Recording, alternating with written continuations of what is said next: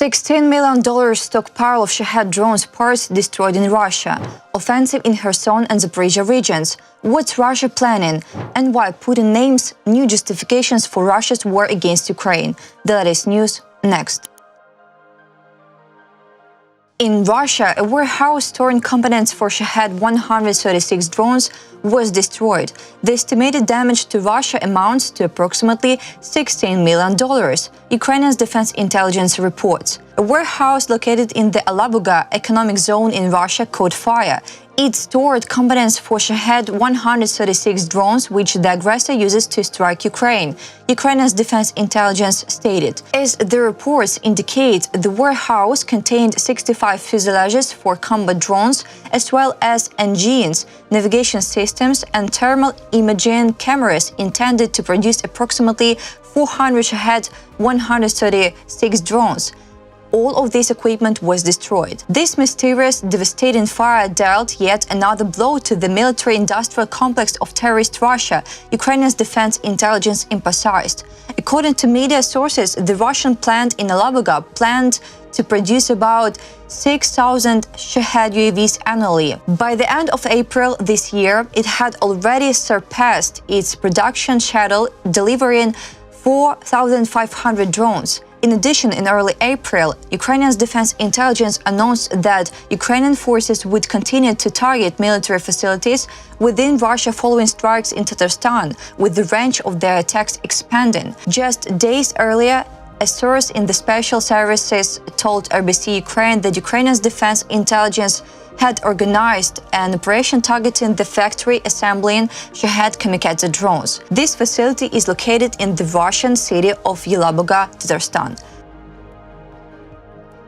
The Russians are not abandoning their plans to launch an offensive in southern Ukraine. According to sources, Moscow plans to intensify military operations in the Zaporizhia region and the right bank part of Kherson. According to RBC Ukraine sources, the Russians' readiness for an offensive on the right bank of Kherson is even higher than in Zaporizhia. Ukrainian military officials suggest that the main attack in the Zaporizhia region could be directed at the Petykhatki area along the Dnipro River.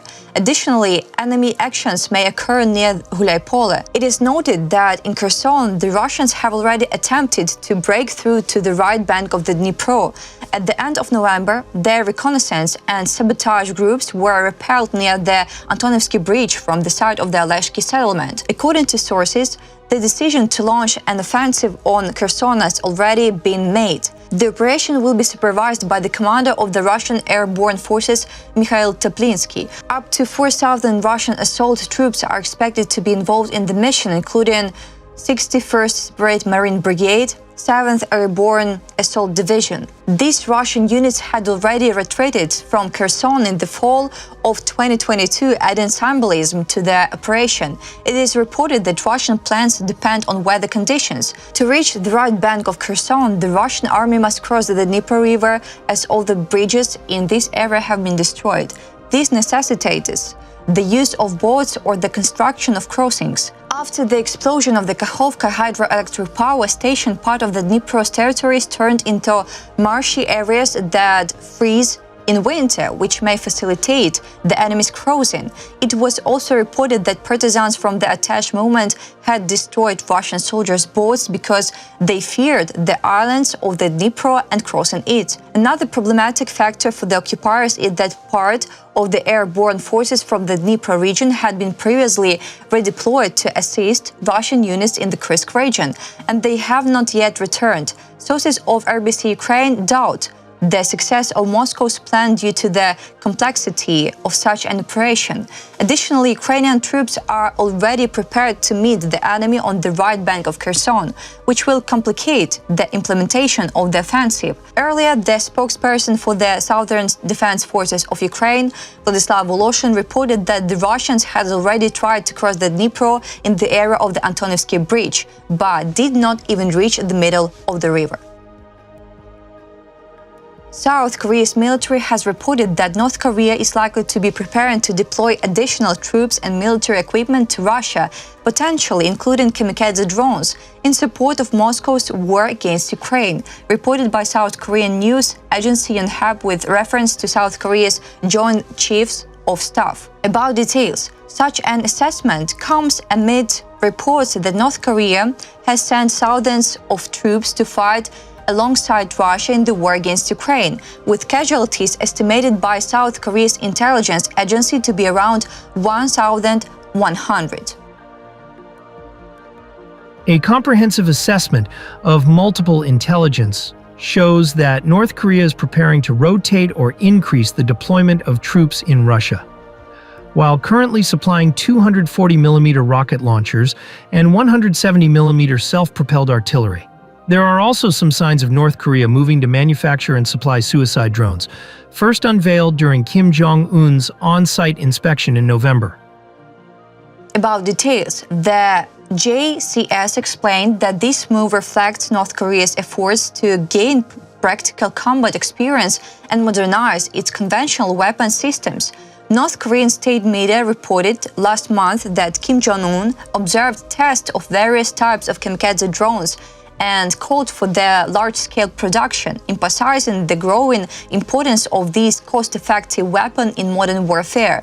The JCS added that they have not detected any specific signs of provocations from North Korea, as the country focuses on expanding military cooperation with Russia and maintaining internal stability ahead of a key party congress at the end of 2024. Nevertheless, South Korea's military has acknowledged the possibility of an unforeseen provocation by North Korea, potentially aligned with a major political event, such as the test launch of a medium-range ballistic missile featuring a hypersonic warhead.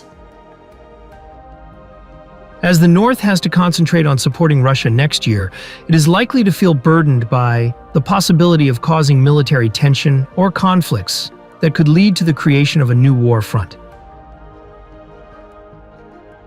Russian dictator terrorist Vladimir Putin once again claimed that he had no choice but to violate the 2014 and 2015 ceasefires and launch a full-scale invasion of Ukraine. In his view, the decision to invade should have been made earlier, reports the Institute for the Study of War. The ISW referenced an interview Putin gave to Russian journalist Pavel Zarubin on Sunday, December 22nd. In the interview, he reiterated his claim that Russia should have started its full-scale invasion of Ukraine even before February 2022. However, he added that it was impossible to say exactly when this should have happened. According to Putin, Ukraine and the West misled Russia and failed to implement the Minsk agreements.